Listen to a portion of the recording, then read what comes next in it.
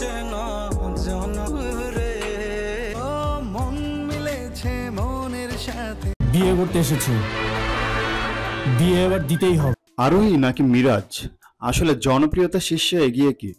সবটাই জানবেন ভিডিওটির সঙ্গেই থাকুন।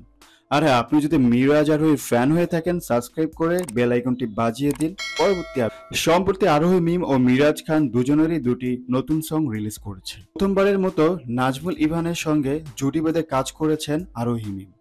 কিছুদিন আগে রিলিজ করেছে তাদের একটি নতুন গান জানরে। গানটি গেয়েছেন তানজিন মিসবাহ এবং নির্জন নোহেল। গানটিতে প্রথমবারের মতো জুটি বেঁধে অভিনয় করেছেন আরোহী মিম ও নাজমুল ইভান। এই গানটি রিলিজের 11 দিনের মাথায় ভিউজ হয়েছে 2.7 মিলিয়ন প্লাস।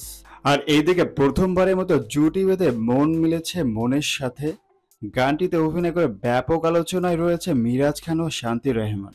গানটি গেয়েছেন রুবেল খন্দকার।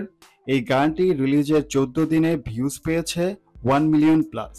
সো ভিউয়ার্স, এখন আপনারাই কমেন্ট করে জানান এদের মধ্যে কার জনপ্রিয়তা বেশি, আরোহী নাকি মিরাজের? বিয়ে করতে এসেছে, বিয়ে এবার দিতেই হবে। আবারও আলোচনায় মিরাজ ও আরোহী, কিন্তু কিভাবে? বিস্তারিত জানতে হলে ভিডিওটি না টেনে সম্পূর্ণ দেখুন।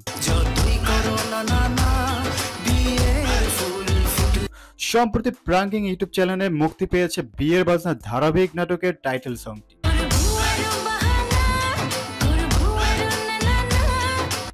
আর সংটি রিলিজ হওয়ার সঙ্গে সঙ্গেই সোশ্যাল মিডিয়াতে ব্যাপকভাবে ঝড় তুলে যাচ্ছে।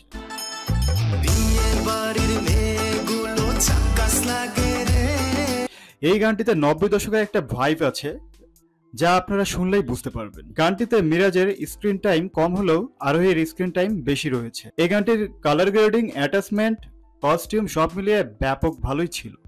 সো ভিউয়ার, যারা এই গানটি ইতিমধ্যে দেখে ফেলেছেন তারা অবশ্যই কমেন্ট করে জানাবেন। আর যারা এই গানটি এখনো দেখেননি, প্রাঙ্কিং ইউটিউব চ্যানেলে গিয়ে দেখে আসতে পারেন। আর এরকম মিডিয়া জগতে নিত্য নতুন আপডেট পেতে আমাদের চ্যানেলটি সাবস্ক্রাইব করে সঙ্গেই থাকবেন। ধন্যবাদ।